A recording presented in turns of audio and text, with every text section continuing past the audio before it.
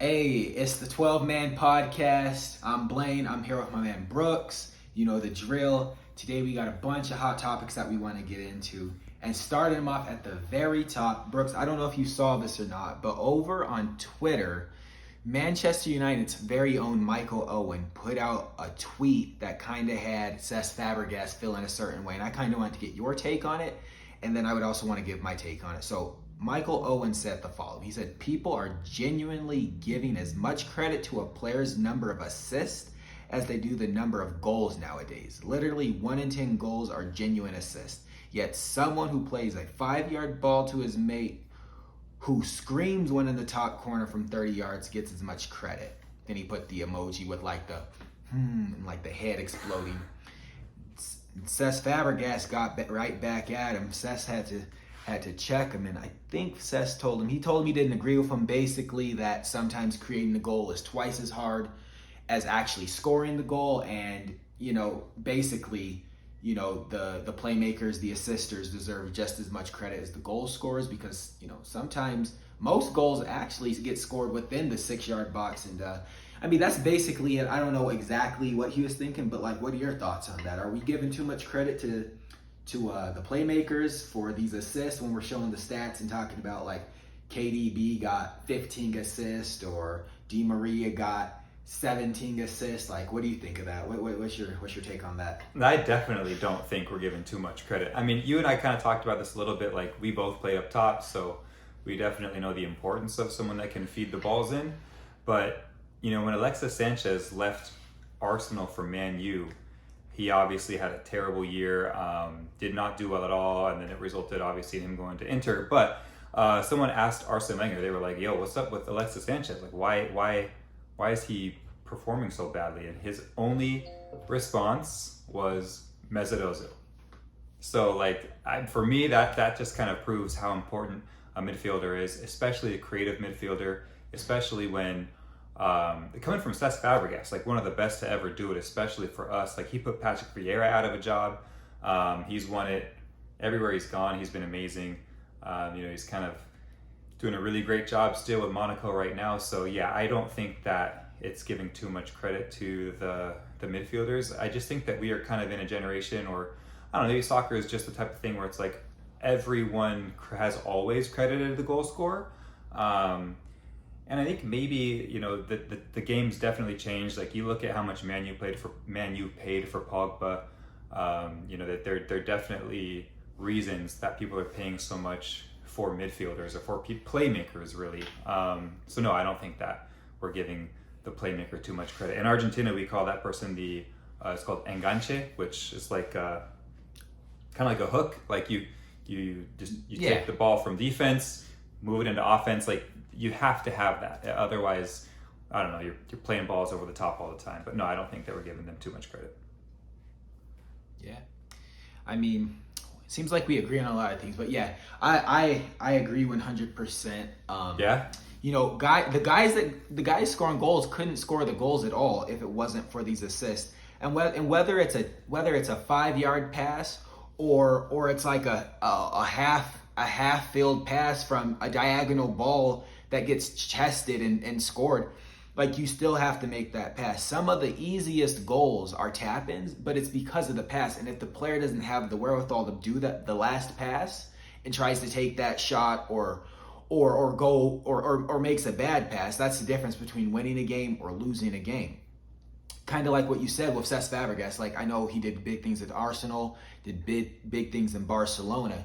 He came to Chelsea and also did big things. Every once in a while, I'll go back and watch some Chelsea highlights back when Diego Costa was on the team with Antonio Conte, the second time they won the trophy, in a 3-year period. Some of the balls that Fabregas would play were mind-blowing. It's and literally all Diego or Eden Hazard or Willian had to do was basically just touch the ball and pass it in. And if someone makes a screamer from 30 yards out, yeah, that should get as much credit as someone playing a diagonal ball over the top that to the back post and someone just gets to put a head on it. So I think Michael Owen's way out of line for, I don't know, maybe someone said something to trigger him, but I think he's way out of line talking bad about like all of the guys out there that were fueling the assist, and like even Man U back then, like who was pushing the ball through the midfield. Like, I guess this isn't a conversation about midfielders. This is just the assist. So assist can come from a striker if he's holding the ball up and pushing out to a winger. It can come in a lot of different ways. Like even here, let me tell you about one assist. Like the goal was great, but the assist was also there. I think it was Germany playing. I think it was Japan in the last World Cup, and I think Toni Kroos made the goal, but the assist, it was like the ball, it was like on the edge of the box, and they just like rolled the ball off, and he just like put the ball over. And it's like, I mean, they probably talked about it in practice and had something worked out, but still, that pass had to be right. If it was too heavy, he couldn't get it. If it was too light, he would have to move. So like, there's a lot that goes into it, and I don't think it's fair to just brush it off and say that they aren't equal, because like it's like you can't have one without the other. Like, unless a guy's making a run out of the midfield to bang it in, like you need that. And I guess that's all I have to say about that. It was just kind of funny that he said that. And then like moving past that, Brooks, so like I got on Twitter and I'm like looking at the tweet, and like in the comments, you know how Twitter is, people are crazy in the comment section. So they're doing all this like stats and all this stat analysis, and someone put a graphic up, and the graphic had Chelsea legend, Premier legend, England legend, footballing legend, super Frankie Lampard. They were like, this is his stats from his best season. And then they put up Manchester United's Bruno Fernandes, and they showed his stats, and they were essentially even. They were like, this is Bruno Fernandes, second season, and this is Frank Lampard's best season, inferring that like, Bruno Fernandes might be a better player than Frank Lampard because his stats are better. And that was something else that also kind of like had people torn. And like me personally, like I love and hate stats. Like, you show a guy scored 25 goals this season, he must be a goal scorer. You show a guy like Lewandowski scoring like, or Ronaldo or Messi, like these guys that are getting like 30 plus goals season out. Like, obviously they're great goal scorers, but then like you go and look like at somebody else like N'Golo Kante, and it's like his stat line, at least the stats that people care about, you're not going to see more than 2 or 3 assists and two or three goals. And then so it's like, and then like you'll look at like, let's just say let's pick a random striker like Ollie Watkins, and he'll have like 11 goals, right?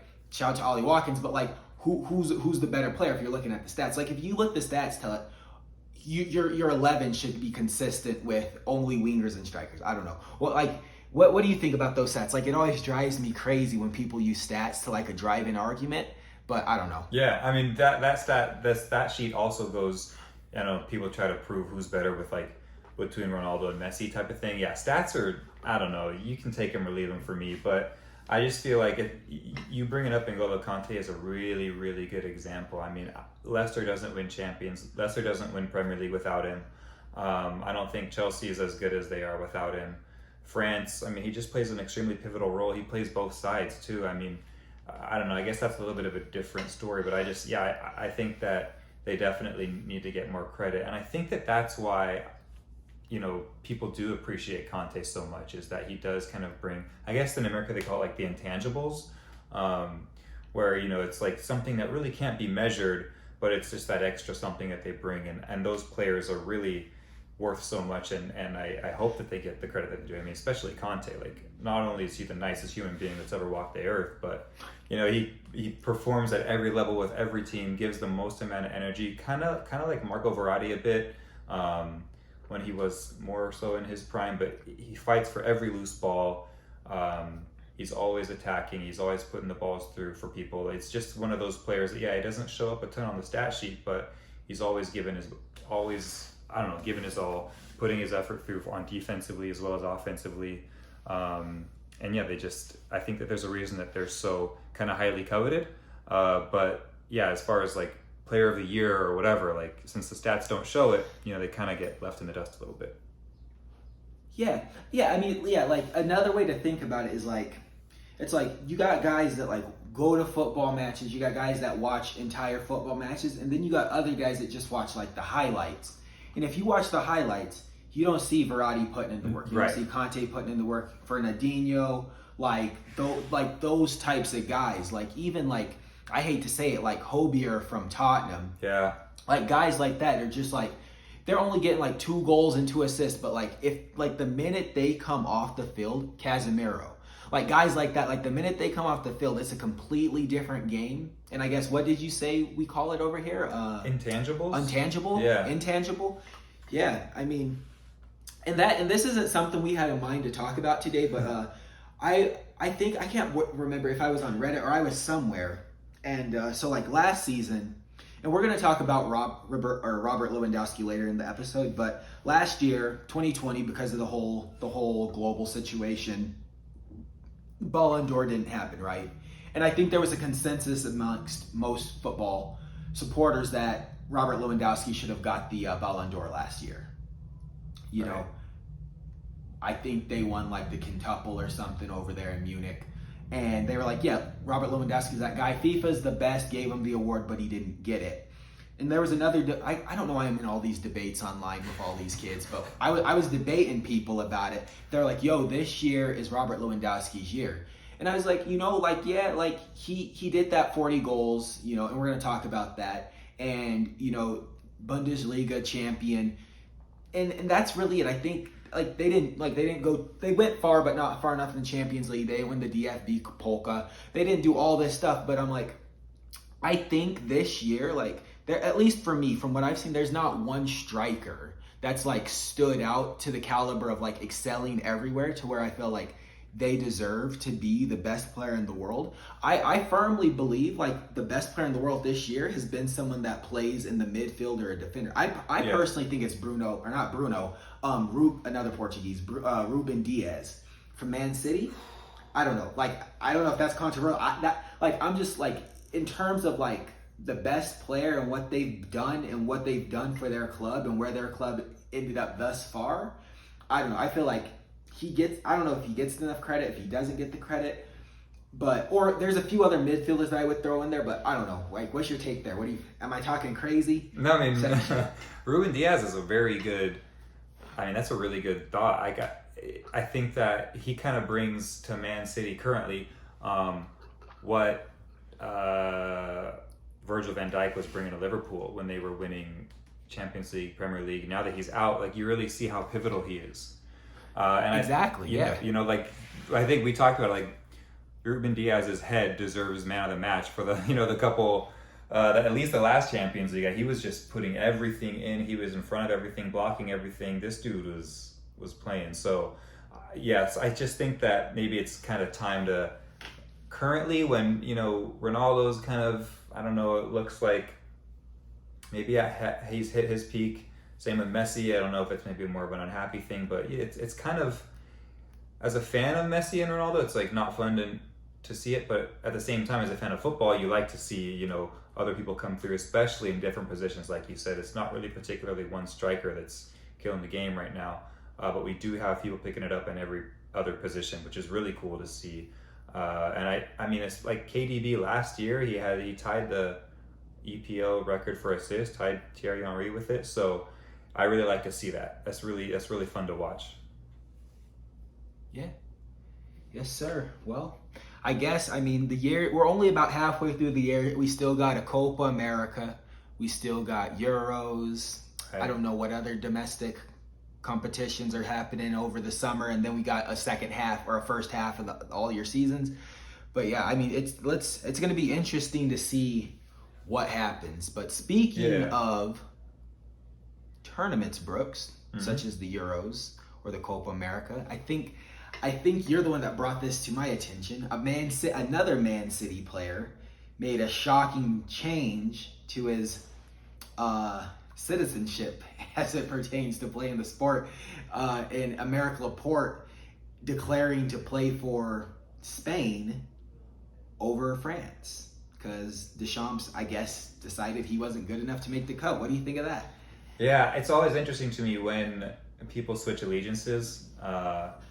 Especially someone who's, I don't know, obviously I'm Argentinian and we're very, very, very, very proud people. My grandmother doesn't let anyone know who she meets that she's, not from Argentina. And so I was kind of raised that way, grew up that way. And I just feel like this is kind of off topic, but we're in the process of trying to like get, Argentines are also Italian at some level. So we're trying to get Italian citizenship.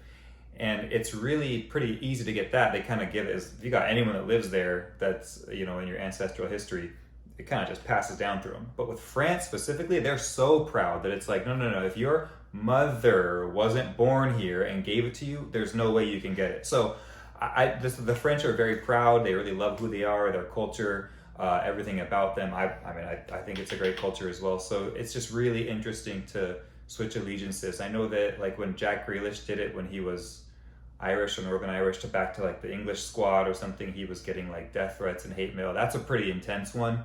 France to Spain, I don't think is as intense, but it's still like ditching your French allegiance, especially the champions. Like that says a lot. That says a lot. I don't know if he wasn't good enough. I don't know. Like, do you know? Like, is that kind of a thing? Like, he just wasn't being picked for the squad enough, and he was like, "Look, I'm out. I can go with Spain. They'll choose me."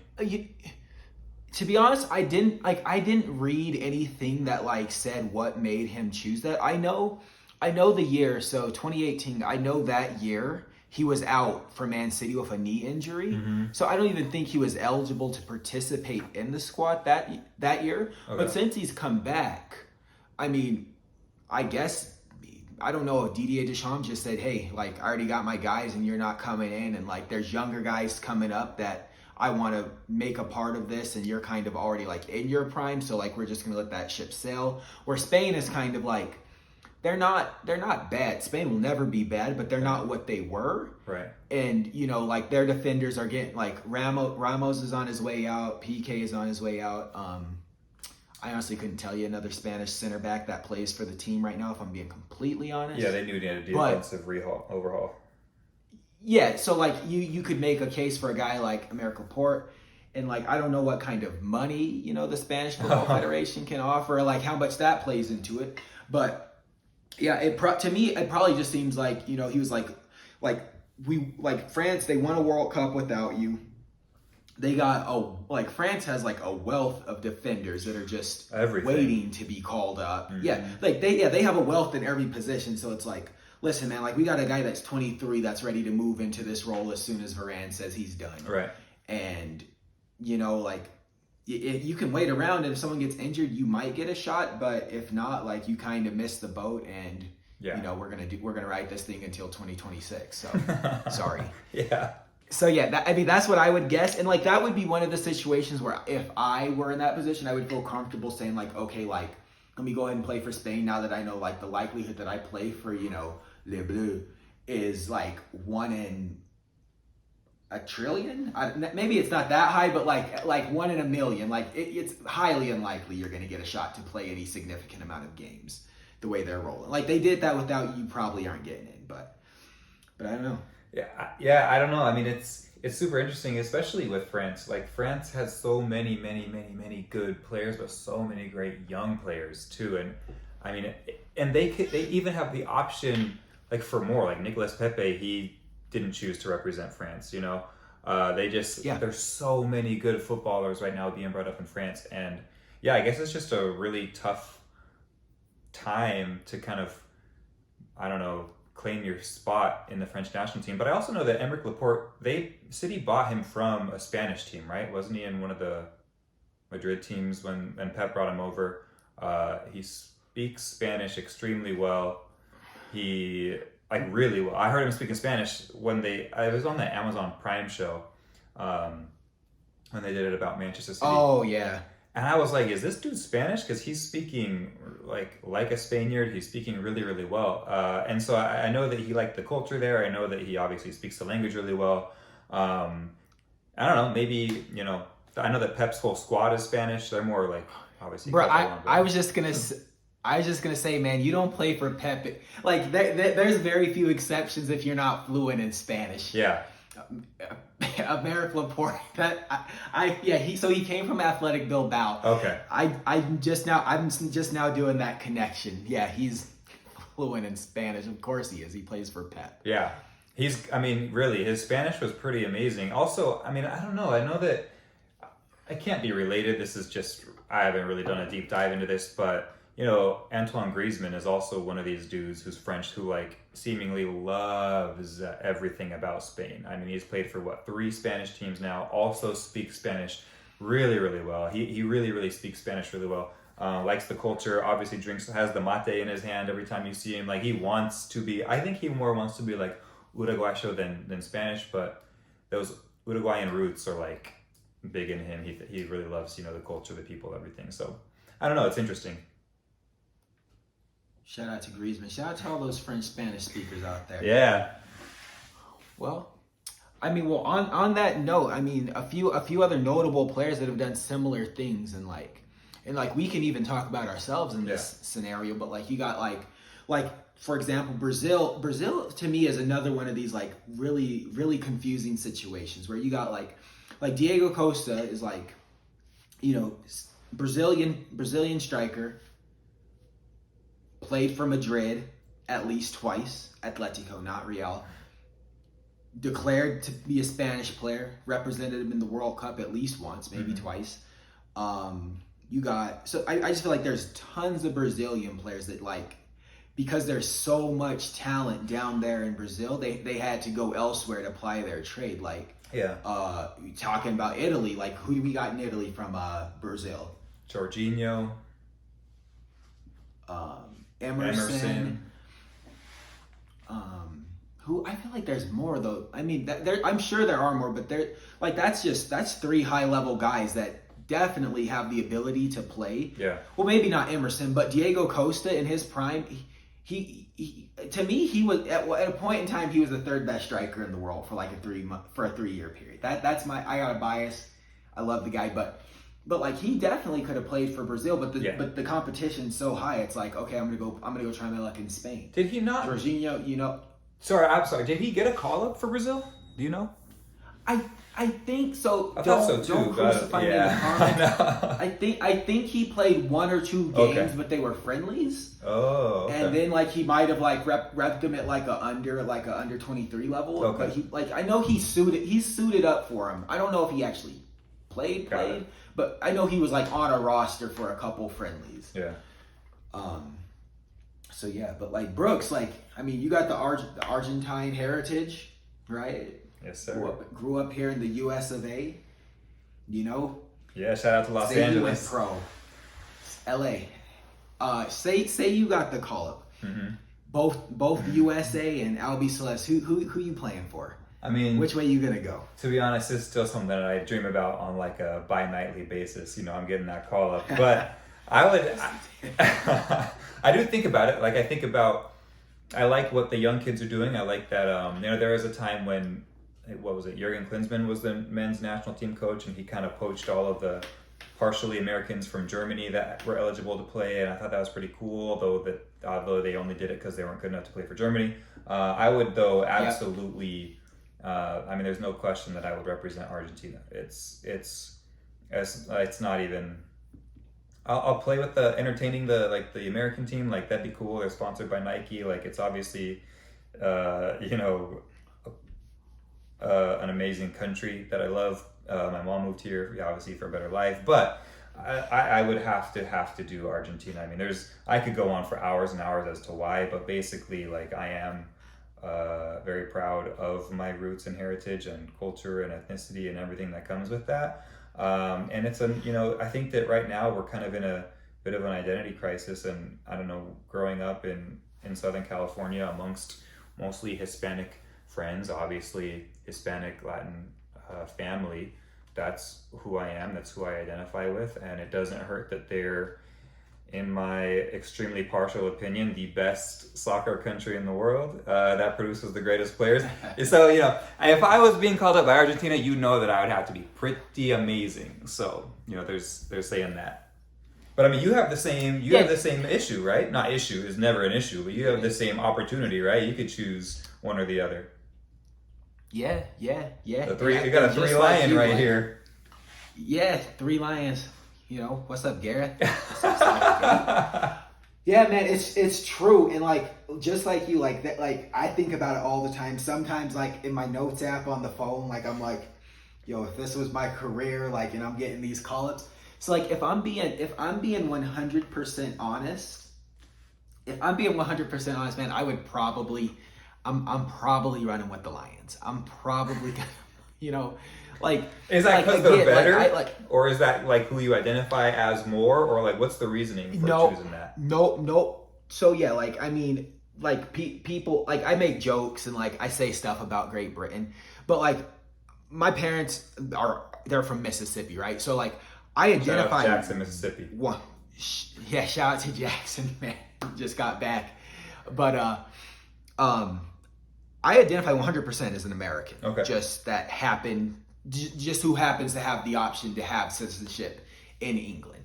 That said, I would 100% play for England, only because I would feel like I would have a better opportunity of winning something of substance versus like a Gold Cup or like, I don't know, like a CONCACAF trihexanal round robin tournament, you know, from the 2nd of July to the 4th of July or something dumb.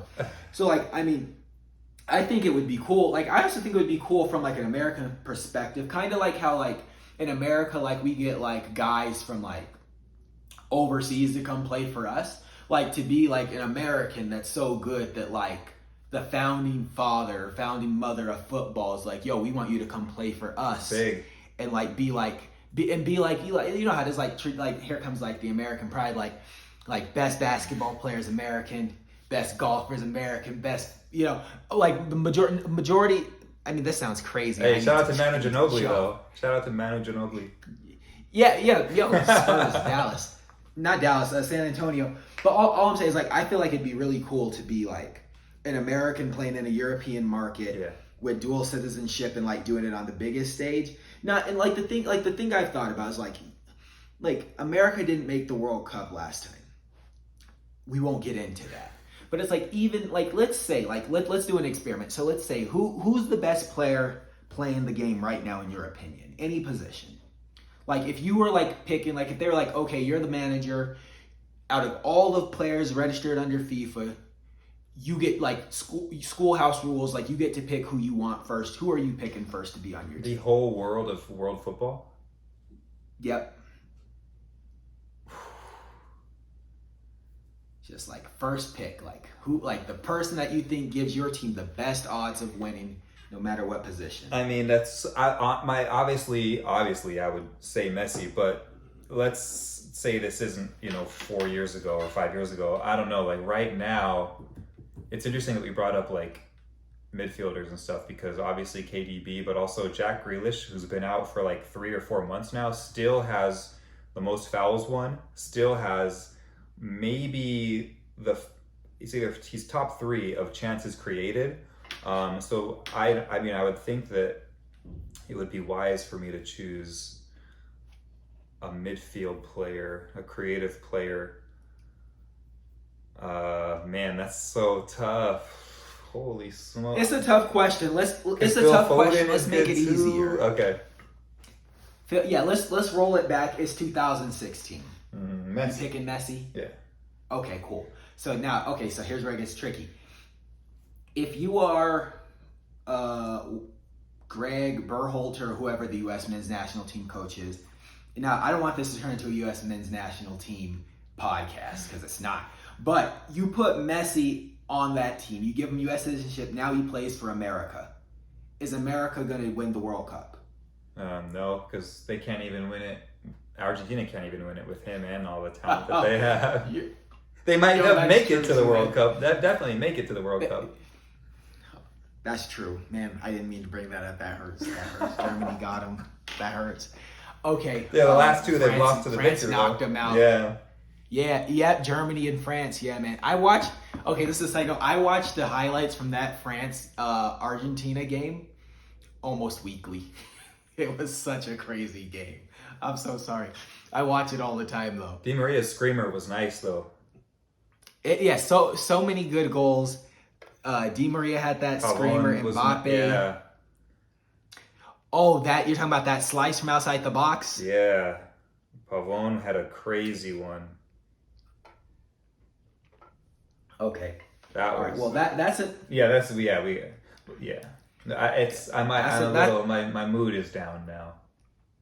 Yeah, I'm sorry. I didn't mean to bring that up. Anyway, let's go Argentina. Copa America this year. Bring it back to Buenos Aires. Please. Now, okay. So a few more things before we get out of here.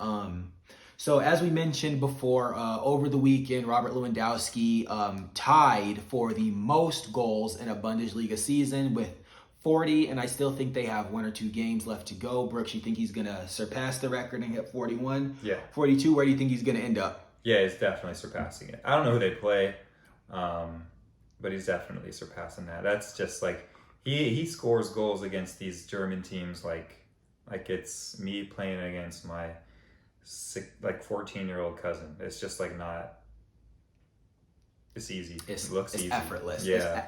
It's effortless. Okay, well, keep your eye on that. I agree with you. I think he's going to hit at least 43 goals. So, shout out to Rob Lewandowski. Made history. Moving on, over the weekend, something that's going to bring my spirits down the same way I brought your spirits down. There was a FA Cup final. My team, Chelsea, played against the Leicester City Foxes. I did not have the opportunity to watch the game, and I passed on the opportunity to watch the highlights, but I did see the outcome, and I did see the Blues lose to the Blue Foxes, 1-0. Brooks, did you catch the game? What can you tell us about that? What can you tell me? What happened? I don't know what happened. I don't want to know, but I know. Yeah, I mean, as an Arsenal fan, I know what it's like to intentionally pass up games and not turn on the highlights, but to be honest, Chelsea I feel like Chelsea controlled most of the game. But I mean, even the goal was great. Yuri Tielemans scored a really great goal, but it happened on I don't know, not like an error, but Chelsea pretty much gave him the ball in their final third. Tielemans took a couple touches and just kind of fired it right in there. So I think it was Thiago was trying to give it to someone, and it just bounced off. They weren't ready for it. Tielemans picked it up, shot it in. It was nice. Other than that, Chelsea had quite a few chances. The reason they didn't score was because they keep playing Timo Werner. I'm like, yo, what? Why? Like he should have easily had at least one header. I don't know why they. That's enough. That's enough. You say, cut it, cut it. I don't want to hear anything about that. Yeah, they're going into this Champions League final not looking great. I mean, don't they play Leicester this week in Premier League? That's the thing. Okay, yeah, that's the thing. They do. They have them on the weekend. It's a big one. We don't.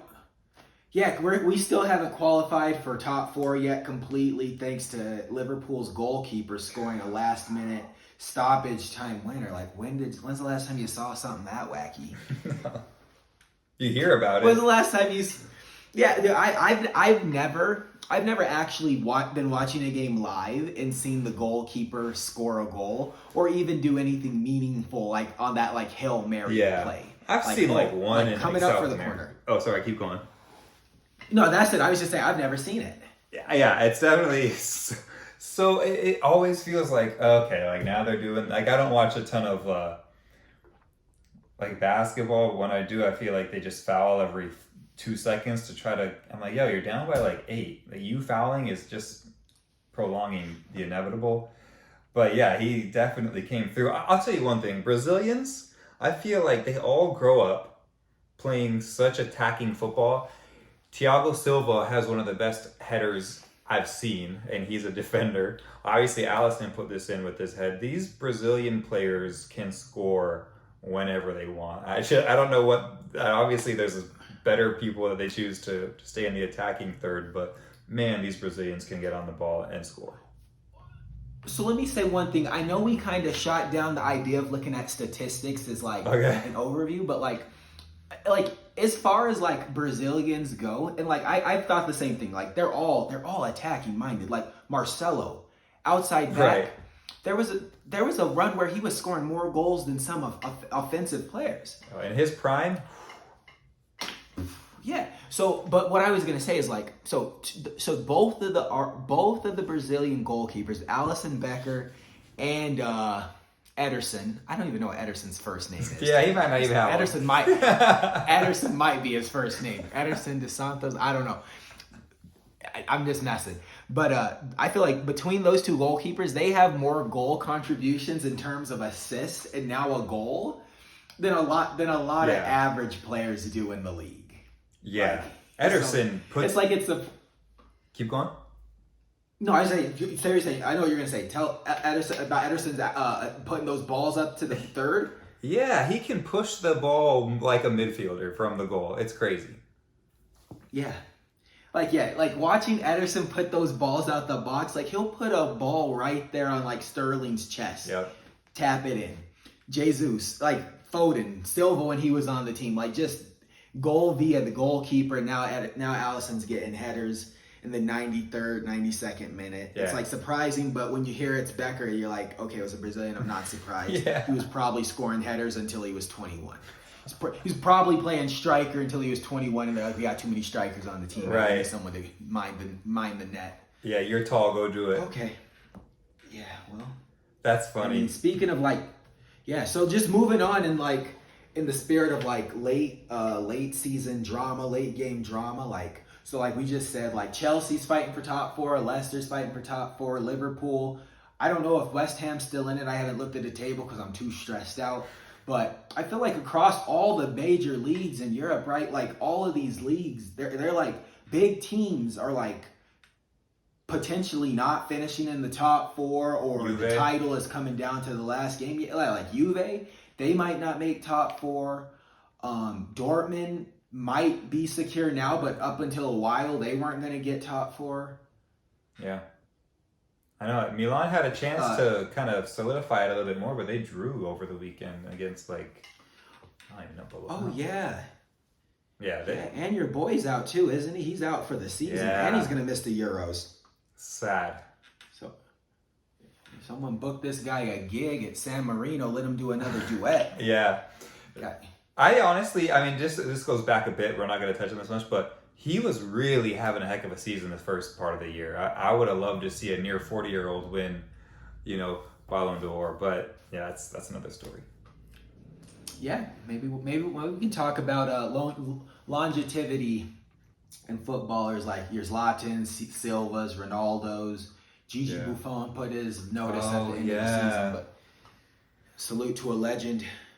But it's inspiring stuff, man. It's like I'm like, it sucks that he got injured because he was doing good things for AC Milan. And to be honest, dude, if I'm being honest, I'm always looking forward to seeing Sweden. Same. I always want to see Sweden. Like, I love seeing Sweden in a Euro. In a European competition, bring it. But now time finally caught him. Maybe. We'll see in 2022. Yeah. I know, that sucks because he was going to play. I don't know. We'll see. Came back for the express purpose to carry Sweden on his back and got knocked.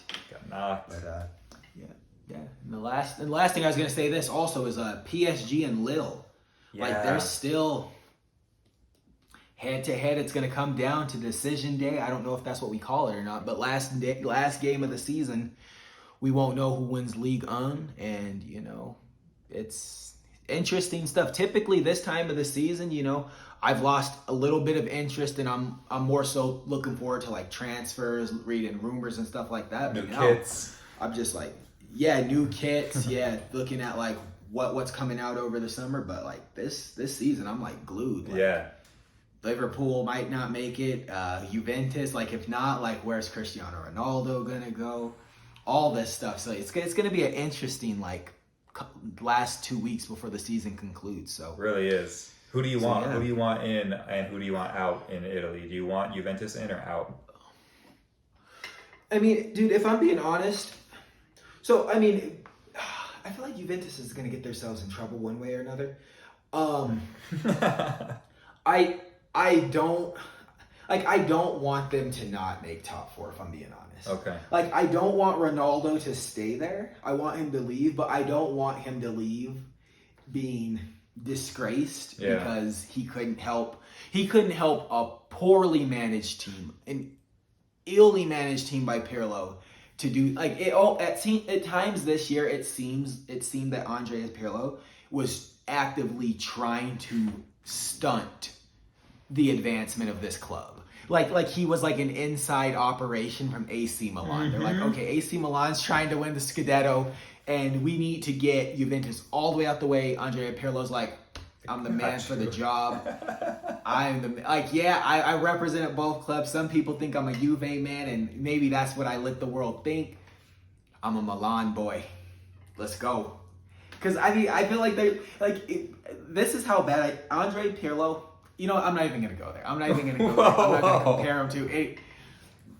Now, well, there's a difference. So who was the Chilean coach that coached Brazil, or the Chilean, or no, it was Argentina. The Chilean. Yeah.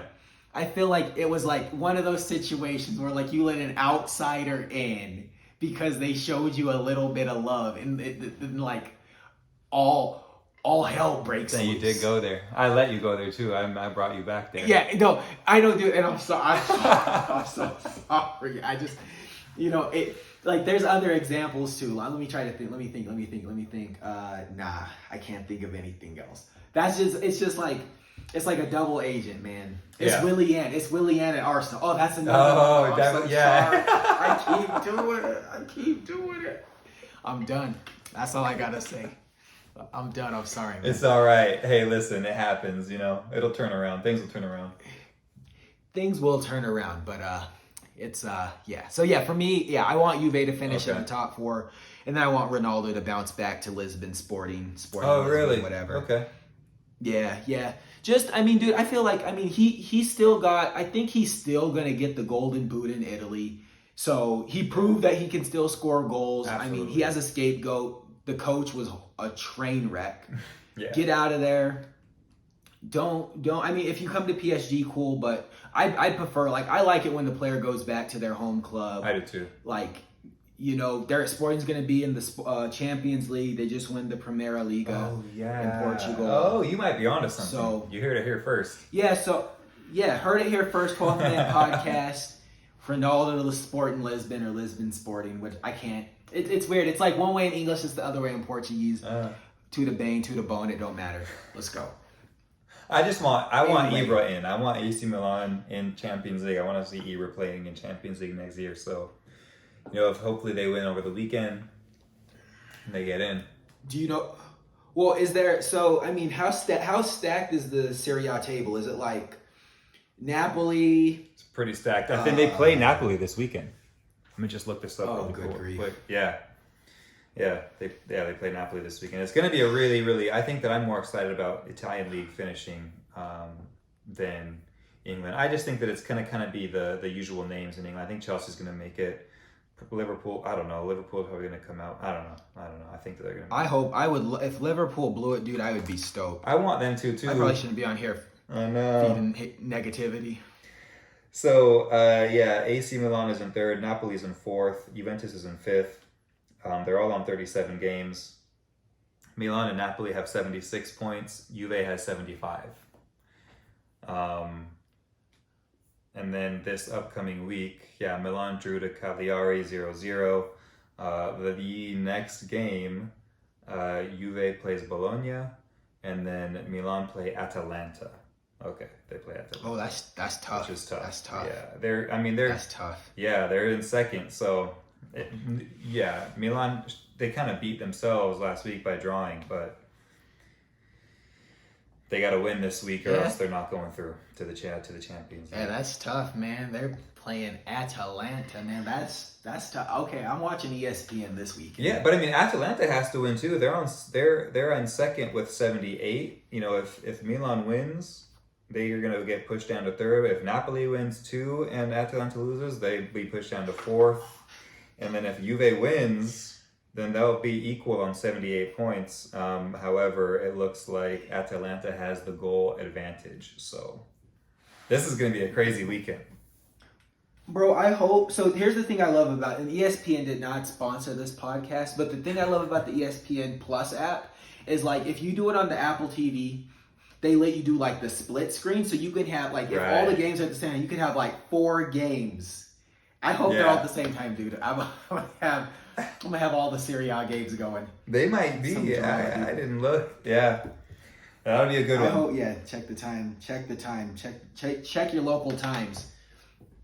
All right. Well, I guess then we'll see how that shakes out. But you predict that AC Milan will finish top four. I really want them to. That's the toughest game of the weekend, though. I think that's going to be the toughest one. Okay. Yeah, that's also going to be the best one. Yeah, AC Milan. That's AC Milan. Like, yeah, that's going to be the best game of the weekend, I think. Must win for both teams, but a draw might see at least one of them through. Yeah. Okay. Well. Yeah, actually, a draw would see Atalanta through at least.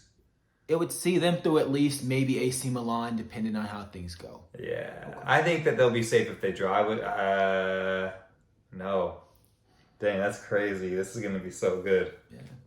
Watch the space. Yeah. Watch the space. Cool. All right. Well, Brooks, man, I think that just about probably does it for us. Cool. On a Monday night. But I'd like to take this opportunity to thank everybody that's been supporting the podcast, supporting you boys, watching the show. We appreciate it. And Brooks, you got anything you want to say? No, thank you. Really, really do appreciate it all the support coming from everywhere. Thank you so much. All right, and if you haven't if you haven't checked out the Abrazo Mate, if I'm pronouncing, Brooks, tell them about your product real quick. This stuff is delicious. Abrazo Mate, what flavor do you have in there? This is the apricot spice. Okay, I got Delicious. the classical. Just the plain stuff. But yeah, I mean, look, check it out. AbrazoMate.com. Get on that Abrazo kick. Get on that mate kick. Feel like Messi and Neymar, Suarez. Feel like all of those top tier players. That's what does it. And Fuels them. Antoine Griezmann. Greasy. There you go. That's what fuels it. Is the Greasy. mate. Get on that level.